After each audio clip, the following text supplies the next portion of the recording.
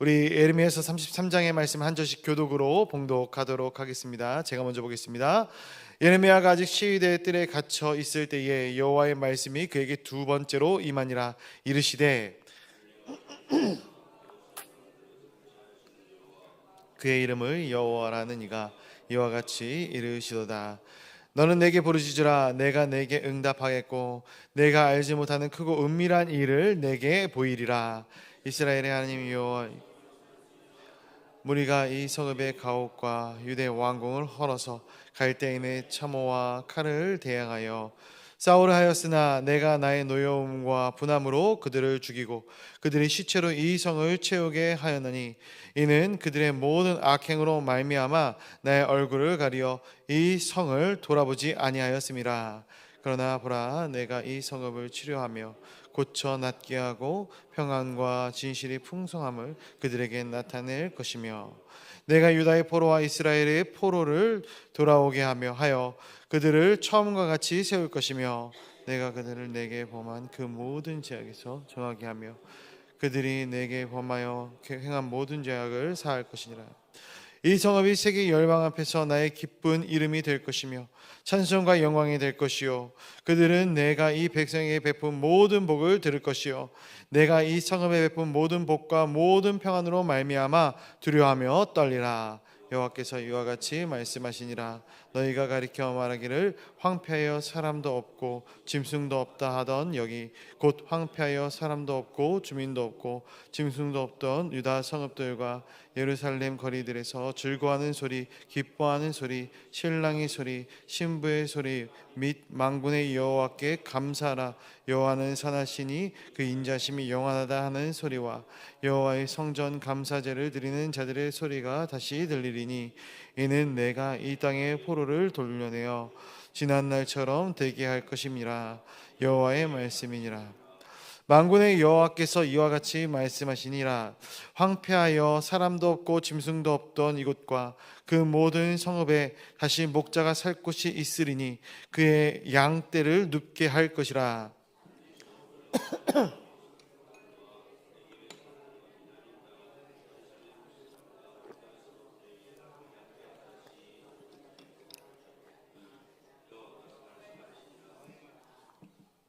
여호와의 말씀이니라. 보라, 내가 이스라엘 집과 유다 집에 대하여 일러준 선한 말을 성취할 날이 있으리라. 그날 그때 내가 다윗에게 한 공의로운 가지가 그가 이 땅의 정의와 공의를 실행할 것이라. 그날에 유다가 구원을 받겠고 예루살렘이 안전히 살 것이며 이 성은 여호와는 우리의 의라는 이름을 얻으리라. 이스라엘 집이 왕위에 앉을 사람이 다윗에게 영원히 꾸러지지 아니할 것이며 내 앞에서 번제를 드리며 소제를 사르며 다른 제사를 항상 드릴 레위 사람 제사장들도 끊어지지 아니하리라 하시니라. 여호와의 말씀이 예레미야에게 임하니라. 이르시되 여호와께서 이와 같이 말씀하시니라. 너희가 능히 낮에 대한 나의 언약과 밤에 대한 나의 언약을 깨뜨려 주야로 그 때를 잃게 할 수 있을진데 내 종 다윗에게 세운 나의 언약도 깨뜨려 그에게 그의 자리에 앉아 다스릴 아들이 없게 할 수 있겠으며 내가 나를 섬기는 레위인 제사장에게 세운 언약도 파할 수 있으리라. 하늘의 만상은 셀 수 없으며 바다의 모래는 측량할 수 없나니 내가 그와 같이 내 종 다윗의 자손과 나를 섬기는 레위인을 번성하게 하리라 하시니라. 여호와의 말씀이 예레미야에게 임하니라. 이르시되 이 백성이 말하기를 여호와께서 자기가 택하신 그들 중에 두 가게를 버리셨다 한 것을 내가 생각하지 아니하느냐. 그들이 내 백성을 멸시하여 자기들 앞에서 나라로 인정하지 아니하도다. 여호와께서 이와 같이 말씀하시니라. 내가 주야로 맺은 언약 천지의 법칙을 내가 정하지 아니하였다면. 우리 함께 보겠습니다. 야곱과 내 종 다윗의 자손을 버리고 다시는 야곱의 자손 중에서 아브라함과 이삭과 야곱의 자손을 다스릴 자를 택하지 아니하리라. 내가 그 포로된 자를 돌아오게 하고 그를 불쌍히 여기리라. 아멘. 오늘도 이 새벽 미명의 시간에 거룩한 주님의 전에 나와 하나님의 말씀을 사모하고 하나님의 존전을 사모하고 하나님의 존재를 사모하는 우리 사랑하는 동강의 성도님들을 주님의 이름으로 축복하고 환영합니다. 말씀 가운데 우리에게 주시는 그 귀한 뜻과 음성들을 들을 지혜가, 귀가 열려지는 우리 사랑하는 성도님들이 되시기를 간절히 소원합니다. 오늘은 예레미야서 33장의 말씀을 통해 받은 은혜를 함께 나누고자 합니다. 성경을 해석하는 관점 중에 구속사적 관점이라는 것이 있습니다. 아시는 분도 있겠지만 반복되는 이 말씀들이 계속해서 등장을 하는 것이죠. 사건과 환경은 달라질 수 있으나 전체적인 이 맥락이 같은 것입니다. 이런 것이죠. 하나님과 화목하게 지내던 이 역사 안에 죄가 들어옵니다. 그리고 이 죄로 말미암아 하나님과의 관계가 단절되어지고, 이 하나님과의 관계가 단절되어지면 인간이 하나님의 분노를 사게 되는 것이죠. 그리고 이로 인해서 고통당하게 되고 힘든 이 삶을, 역사의 시간들을 보내게 되는 것이죠. 그러나 하나님은 사랑이시기 때문에 죄로 인해 고통을 받는 사람들을 그냥 두시지 아니하시고 그들에게 끊임없이 말씀하시며 돌이킬 것을 촉구하시고, 또 그들이 그 말씀에 순종하여 하나님께 돌이켰을 때에, 그들의 모든 죄를 자백하고 하나님께 나아왔을 때에 하나님께서는 그들을 다시 받아주시는 것이에요. 그들을 하나님의 백성으로 삼아주시고 결국 다시 하나님과 이 화목한 역사 안으로 들어오게 내려가는 것이죠. 어떠한 큰 프레임에서도 그렇지만 이 같은 말씀 안에서, 이 예레미야 안에서도 어떻게 보면 계속적으로 이러한 말씀들이 반복되어지는 것들, 또 하나님의 계속해서 반복되는 뜻들이 나타나는 것들을 우리가 보게 됩니다. 오늘 본문도 그렇습니다. 이 회복에 대한 말씀, 어떻게 보면 이 예레미야는 눈물의 선지자입니다. 이스라엘이 당해야 할 고난과 고통을 하나님께 계시로, 환상으로, 말씀으로 듣고, 그로 말미암아 이 나라를 사랑하는 예레미야의 마음 가운데 얼마나 큰 눈물과 아픔이 있었는가. 그러나 그럼에도 불구하고 하나님은 또 이 예레미야를 통해서 이스라엘의 회복에 대한 그러한 말씀들을 선포하시게 하십니다. 왜 계속해서 반복되어지는가? 왜 반복되어져 말씀하시는가? 그만큼 이 말씀이 중요하다라는 것이겠죠. 어떻게 보면 이 예레미야서에서만 이 네 번째 회복의 말씀이 오늘 본문에서 기록되어지고 있는 것이에요. 그만큼 이 회복에 대한 말씀이 하나님께서 원하시는 바이시고, 하나님께서는 이 땅 가운데 멸망이나 아픔이나 고통이나 참담한 상황을 원하시는 것이 아니라 그들의 회복을 누구보다 절실히 원하고 계심을 우리에게 말씀해 주고 계신 것입니다. 정말로 이 반복되어지는 말씀은 굉장히 중요합니다. 우리가 전 세계에서 가장 많이 팔린 책이다라고 얘기를 하면은 어떤 책을 얘기합니까? 성경을 얘기하죠. 많이 팔렸기 때문에 이 성경은 그만큼 흔하다 생각이 되어집니다. 그러나 왜 성경이 이렇게 흔할까? 왜 하나님께서는 이 성경을 흔하게 만드셨을까? 너무나도 중요한 말씀이지만 또한 누구나 다 봐야 하는 말씀이기 때문에 그런 것이죠. 그냥 흔한 것으로 끝나는 것이 아니라 이 말씀이 매일의 우리의 삶 가운데 묵상되어져야 되고, 또한 깨달아져야 되고, 읽혀져야 되고, 저는 우리 사랑하는 동강의 성도님들을 통해서 이 말씀이 끊임없이 읽혀지기를, 또 묵상되어지기를 간절히 소망하고 소원합니다.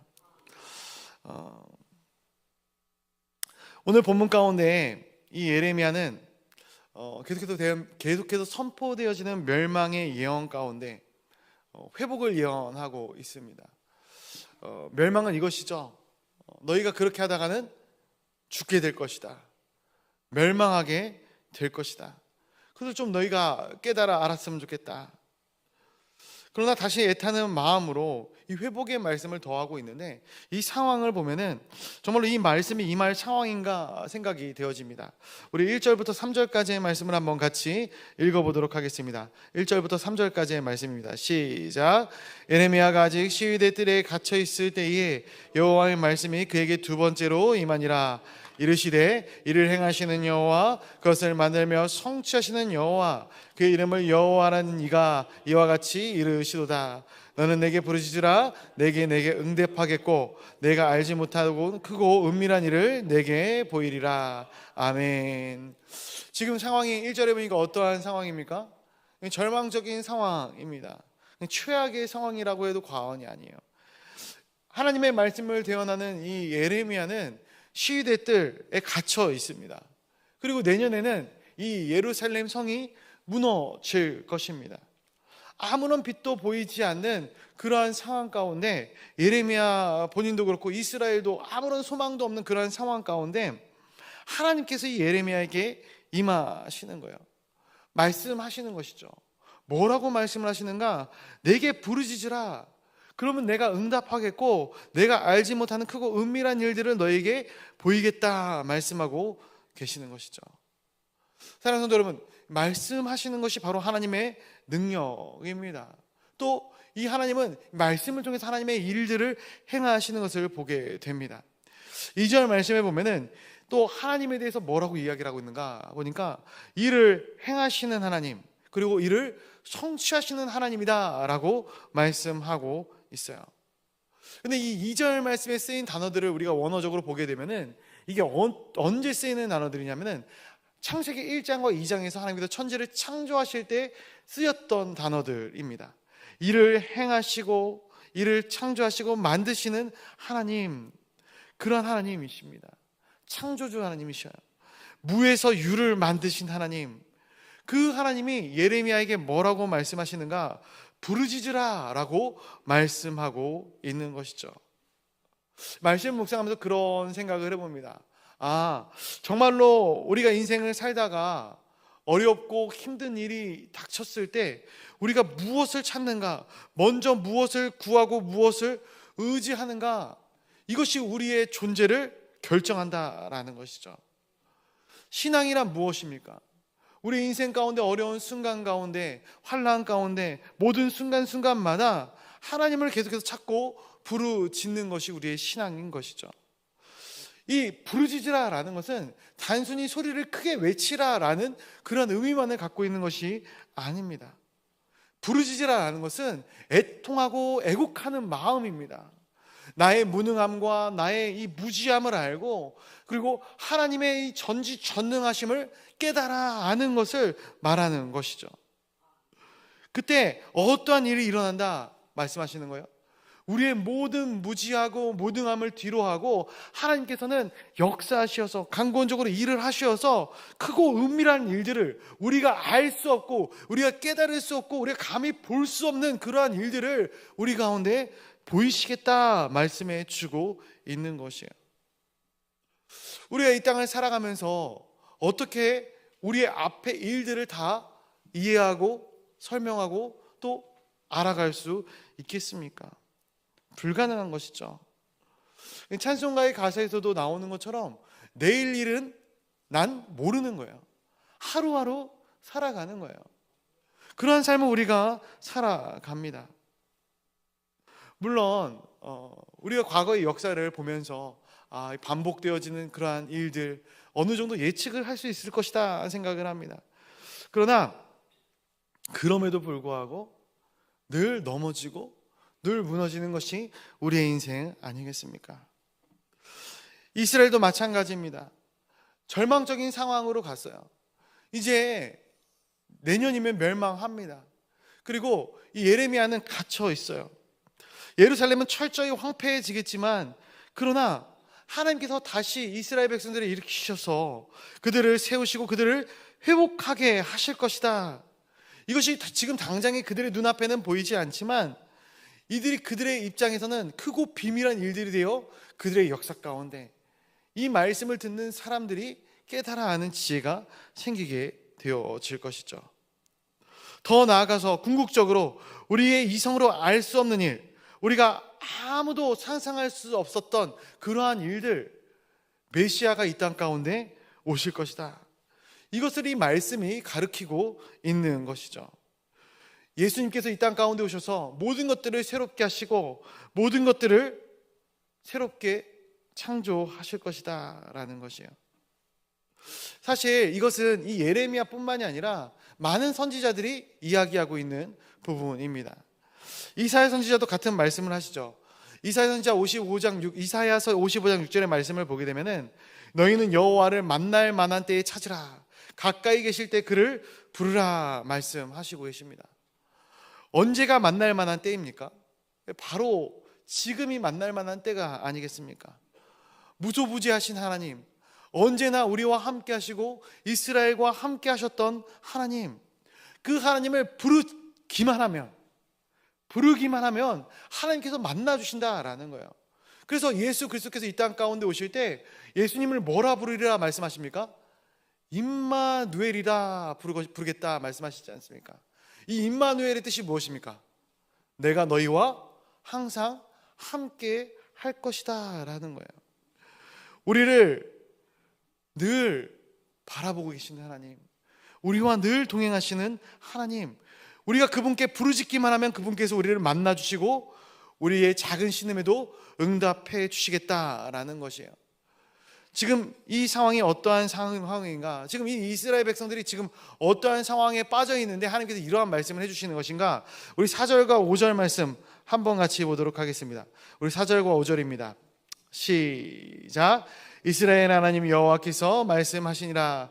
우리가 이 성읍의 가옥과 유다 왕궁을 헐어서 갈대인의 참호와 칼을 대항하여 싸우려 하였으나 내가 나의 노여움과 분함으로 그들을 죽이고 그들의 시체로 이 성을 채우게 하였나니 이는 그들의 모든 악행으로 말미암아 나의 얼굴을 가리어 이 성을 돌아보지 아니하였음이라.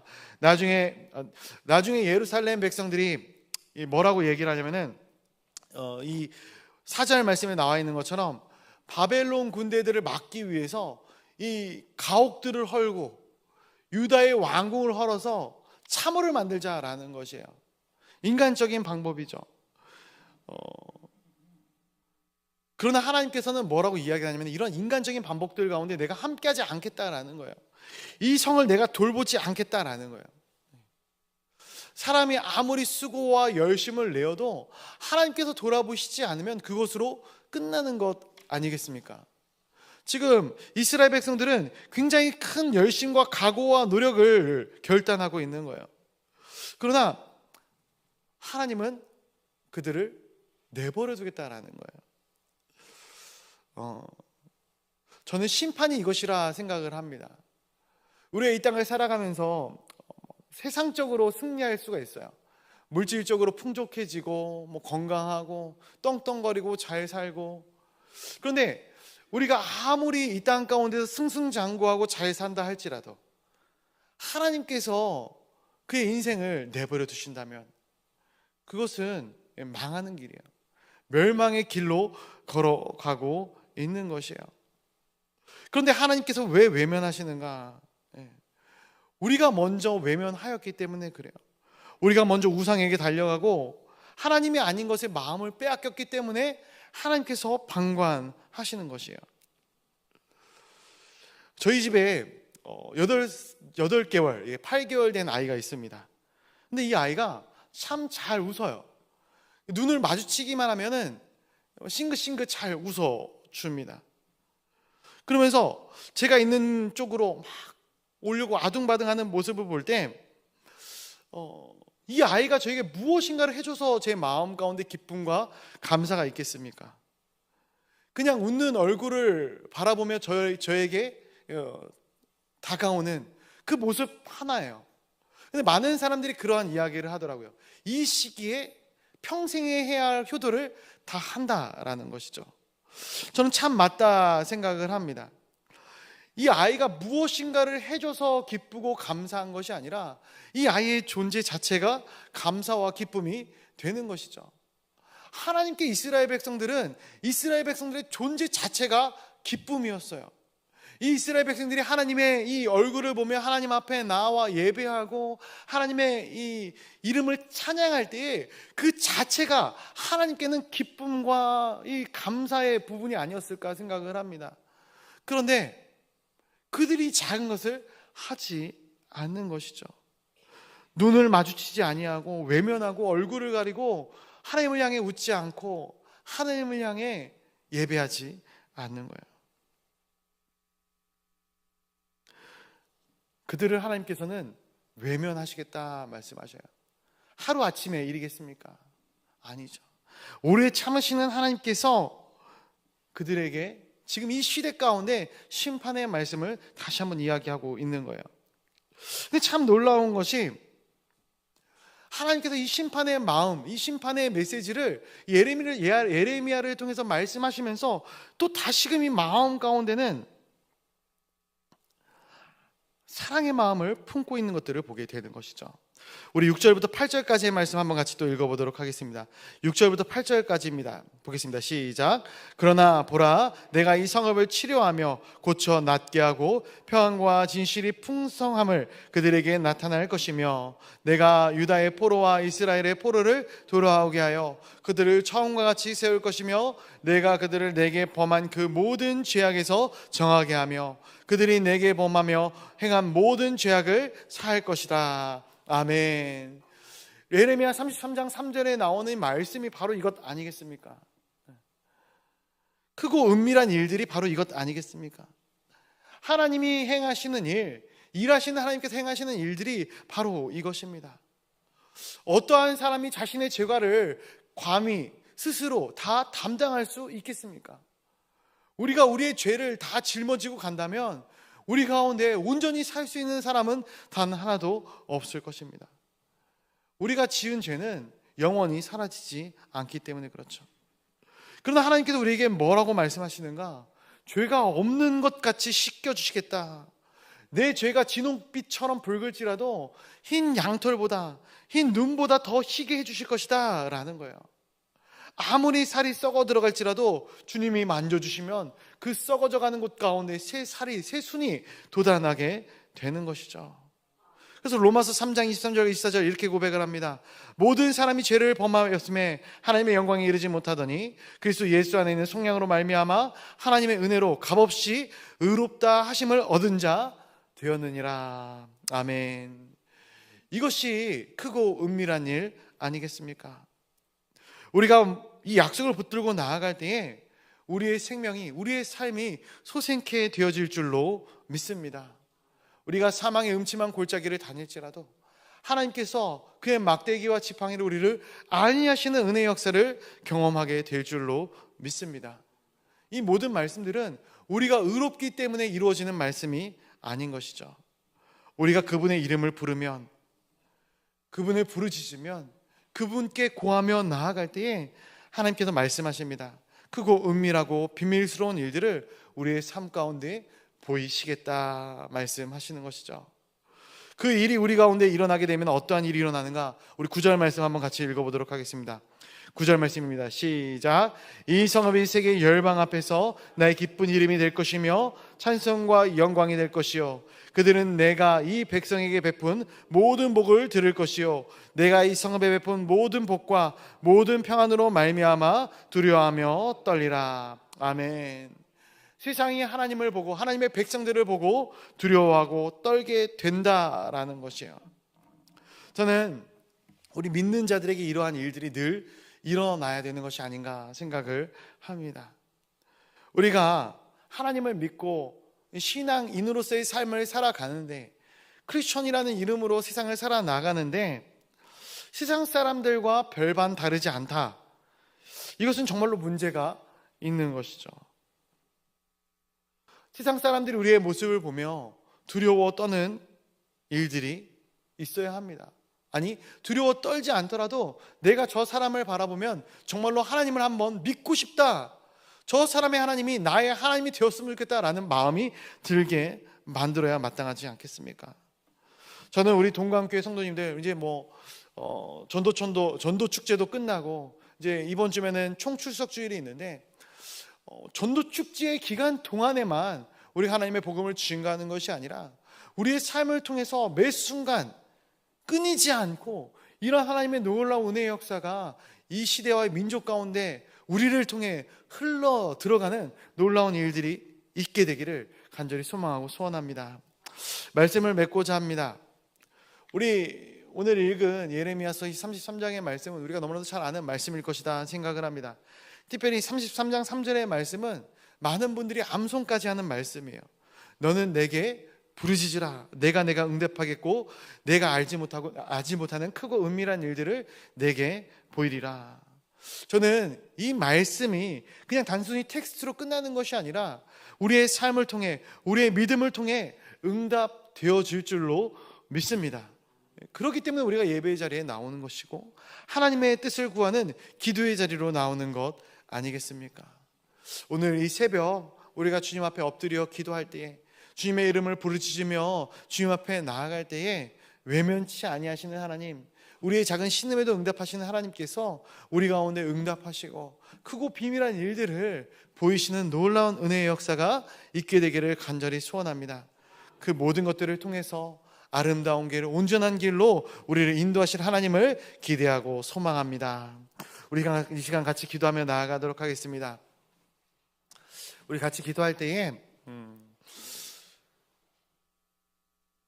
하나님, 이 시대를 긍휼히 여겨주시고 이 민족을 긍휼히 여겨주시어 하나님의 선한 뜻들을 분별할 수 있는 지혜와 명철을 더하시고 이 일들을 위해 하나님의 뜻을 먼저 깨달은 자들, 우리 동강의 모든 성도들이 먼저 주님 앞에 엎드리며 기도하며 나아갈 수 있도록 주님 인도하시고 보호하여 주옵소서. 같이 기도해 주셨으면 좋겠습니다. 교회를 위하여 기도할 때 총출석주의를 위해서, 또 이제 7월 달부터 있을 우리 여름 성경학교와 수련회를 위해서 같이 기도해 주시고요. 또 필리핀 단기 선교를 위해서 함께 기도해 주시면 감사하겠습니다. 우리 담임 목사님을 위해서 기도해 주시고, 또 아까 말씀을 드렸던 우리 환우분들을 위해 기도해 주실 때에 우리 김행규 집사님과 우리 남종호 성도님을 위해 같이 기도해 주시면 감사하겠습니다. 우리 각자가 가져오신 기도의 제목들을 놓고 우리 마음을 모아 같이 기도하실 때에 우리 주님의 이름을 크게 한번 부르짖고 기도의 자리로 나아가도록 하겠습니다. 주여